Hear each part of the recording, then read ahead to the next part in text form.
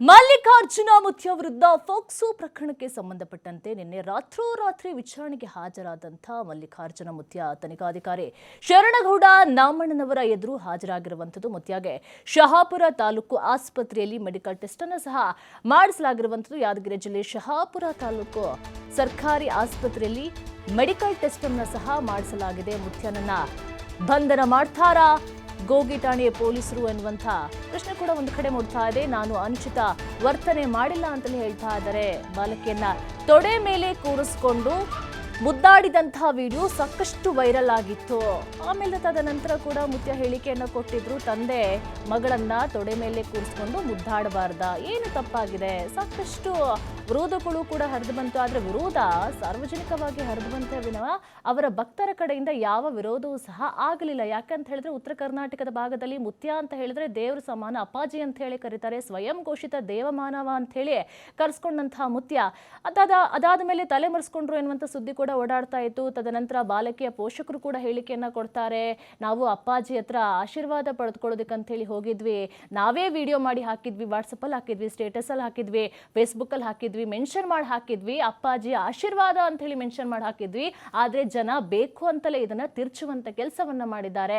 ಅಪ್ಪಾಜಿ ಅವ್ರದ್ದು ಯಾವ ತಪ್ಪಿಲ್ರಿ ಅಂತ ಹೇಳಿ ಅವರ ಪೋಷಕರು ಕೂಡ ಸಾರ್ವಜನಿಕವಾಗಿ ಬಂದು ಹೇಳಿಕೆಯನ್ನ ಸಹ ಕೊಟ್ಟಿದ್ರು ಸೋಷಿಯಲ್ ಮೀಡಿಯಾದಲ್ಲಿ. ಅಂಡ್ ಅವರ ಭಕ್ತ ಬಾಂಧವರ ಕಡೆಯಿಂದನೂ ಸಹ ಯಾವುದೇ ಒಂದು ಹೇಳಿಕೆಗಳು ಸಹ ಬರಲಿಲ್ಲ. ಅಂದ್ರೆ ಮುತ್ಯನ ವಿರುದ್ಧವಾಗಿ ಯಾವುದೇ ಹೇಳಿಕೆಗಳು ಸಹ ಬರಲಿಲ್ಲ. ಸಾಕಷ್ಟು ವರ್ಷದಿಂದ ಮುತ್ಯವನ್ನ ನೋಡ್ಕೊಂಡು ಬಂದಿದ್ದೇವೆ, ಅವರ ಆಶೀರ್ವಾದವನ್ನ ಪಡ್ಕೊಂಡು ಬಂದಿದ್ದೇವೆ, ಅವ್ರ ಬಗ್ಗೆ ತುಂಬಾ ಚೆನ್ನಾಗಿ ಗೊತ್ತು, ಅವ್ರ ಅಂಥವ್ರಲ್ಲ ಅನ್ನುವಂಥ ಮಾತುಗಳು ಸಹ ಅವರ ಭಕ್ತರು ಸಹ ಹೇಳ್ತಾ ಇದ್ರು. ಹಾಗಾದ್ರೆ ಏನಾಗುತ್ತೆ, ಮುತ್ಯನನ್ನ ಬಂಧನವನ್ನ ಮಾಡ್ತಾರ ಅನ್ನುವಂಥ ಸಾಕಷ್ಟು ಪ್ರಶ್ನೆ ಸಹ ಒಂದು ಕಡೆ ಮೂಡ್ತಾ ಇದೆ.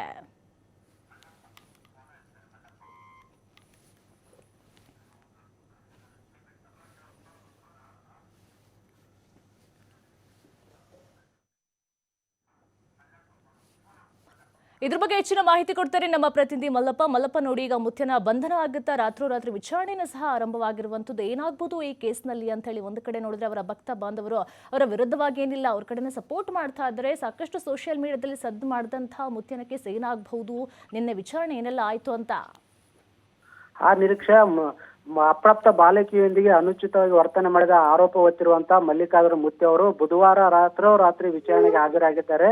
ರಾತ್ರೋರಾತ್ರಿ ಬಂದು ಅಜ್ಞಾತ ಸ್ಥಳದಿಂದ ಬಂದು ನೇರವಾಗಿ ಶಹಾಪುರದ ಗ್ರಾಮೀಣ ಠಾಣೆ PA ಅವರ ಕಚೇರಿಯಲ್ಲಿ ಮುತ್ಯ ಅವರು ವಿಚಾರಣೆಗೆ ಹಾಜರಾಗಿದ್ದಾರೆ. ತನಿಖಾಧಿಕಾರಿ ಆಗಿದ್ದಂತ ಶರಣಗೌಡ ನಾಮಣ್ಣ ಅವರ ಸಮ್ಮುಖದಲ್ಲಿ ವಿಚಾರಣೆಗೆ ಹಾಜರಾಗಿದ್ದಾರೆ. ಸುಮಾರು 1 ಗಂಟೆಗಳ ಕಾಲ ವಿಚಾರಣೆ ಮಾಡಿದ್ದಾರೆ.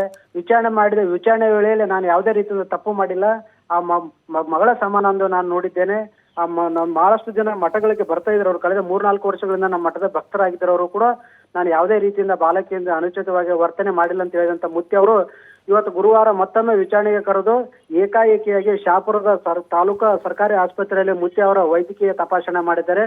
ವೈದ್ಯಕೀಯ ತಪಾಸಣೆ ಮಾಡಿದ ಕೂಡಲೇ ಮತ್ತೊಮ್ಮೆ CPI ಕಚೇರಿಗೆ ಕರೆದುಕೊಂಡು ವಿಚಾರಣೆ ಮಾಡಿದ್ದಾರೆ. ಆದ್ರೆ ಈಗ ಈ ಪ್ರಕರಣದಲ್ಲಿ ಮಲ್ಲಿಕಾರ್ಜುನ ಮುತ್ಯ ಅವರು ಬಂಧನ ಆಗುತ್ತಾರೋ ಅಥವಾ ಇಲ್ಲ ಎಂಬುದು ಕೂಡ ಬಹಳ ಕ್ಷಣಕ್ಕೂ ತೀವ್ರ ಕುತೂಹಲ ಮೂಡಿಸಿದೆ. ಒಂದು ಮೂಲದ ಪ್ರಕಾರ ಪೊಲೀಸರು ಮುತ್ಯ ಅವ್ರನ್ನ ಆಲ್ರೆಡಿ ಅರೆಸ್ಟ್ ಮಾಡಿದರೆ ತಡರಾತ್ರಿಯಾಗಿ ಅವರು ನ್ಯಾಯಾಧೀಶರ ಮುಂದೆ ಹಾಜರಿಪಡಿಸಬಹುದು ಅನ್ನುವಂತ ಒಂದು ಮೂಲಗಳು ಹೇಳುತ್ತವೆ. ಮತ್ತೊಂದು ಮೂಲಗಳ ಪ್ರಕಾರ ಮುತ್ಯ ಅವ್ರನ್ನ ಯಾವುದೇ ರೀತಿಯಿಂದ ಬಂಧನ ಮಾಡಿಲ್ಲ, ಅವ್ರ ವಿಚಾರಣೆಗಾಗಿ ಮಾತ್ರ ಕರೆದಿವೆ. ಇದಲ್ಲದೆ ಪೋಕ್ಸೋ ಪ್ರಕರಣದಲ್ಲಿರ್ತಕ್ಕಂಥ ಅವರನ್ನು ವೈದ್ಯಕೀಯ ತಪಾಸಣೆ ಮಾಡಿದ್ದೇವೆ ಅಂತ ಮತ್ತೊಂದು ಮೂಲ ಹೇಳುತ್ತೆ. ಆದ್ರೆ ಇದಲ್ಲದೆ SP ಅವರು ಕೂಡ ಈ ಬಂಧನದ ಪ್ರಕರಣ ಈ ಬಂಧನಕ್ಕೆ ಸಂಬಂಧಪಟ್ಟಂತೆ ಅವರು ಕೂಡ ಇನ್ನೂ ಬಂಧನ ಆಗಿಲ್ಲ ಅಂತ ಅವರು ಕೂಡ TV5 ತಿಳಿಸಿದ್ದಾರೆ. ಅದೇ ರೀತಿಯಾಗಿ ಭಕ್ತರಲ್ಲಿ ಕೂಡ ಹೊರಗೆ ಗಾಳಿ ಸುದ್ದಿ ಮಾತ್ರ ಬಹಳ ಜೋರಾಗಿ ಬಿದೆ.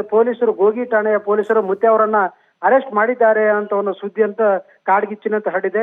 ಇದು ಭಕ್ತರು ಇದನ್ನು ಯಾವ ರೀತಿ ಸ್ವೀಕಾರ ಮಾಡುತ್ತಾರೋ ಗೊತ್ತಿಲ್ಲ. ಆದ್ರೆ ಪೊಲೀಸರು ಮಾತ್ರ ನಾವು ಯಾವುದೇ ಕಾರಣಕ್ಕೆ ಮುತ್ಯ ಅವರನ್ನು ಬಂಧನ ಮಾಡಿಲ್ಲ, ಅವ್ರನ್ನ ನಾವು ವಿಚಾರಣೆಗೆ ಮಾತ್ರ ಕರೆದಿದ್ದೇವೆ, ನಿಯಮದ ಪ್ರಕಾರ ಅವರಿಗೆ ಮೆಡಿಕಲ್ ಟೆಸ್ಟ್ ಮಾಡಿಸಿದ್ದೇವೆ.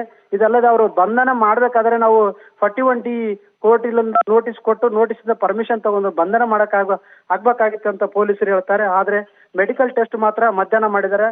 ಆದ್ರೆ ಅವರನ್ನು ರಾತ್ರೋರಾತ್ರಿ ಕರೆದುಗೆಸಿ ವಿಚಾರಣೆ ಮಾಡಿದ್ದಾರೆ. ಇದು ಕೂಡ ಬಹಳಷ್ಟು ಅನುಮಾನಗಳಿಗೆ ಎಡೆಮಾಡಿ ಕೊಟ್ಟಿದೆ ಅಂತ ಹೇಳಬಹುದು. ಆದ್ರೆ ಈ ಪ್ರಕರಣವನ್ನು ಈ ಪೊಲೀಸರು ಯಾವ ರೀತಿಯಿಂದ ತನಿಖೆ ಮಾಡುತ್ತಾರೆ ಎಂಬುದು ಕೂಡ ಮತ್ತಷ್ಟು ಕೌತುಕವಾಗಿ ಮೂಡಿಸಿದೆ.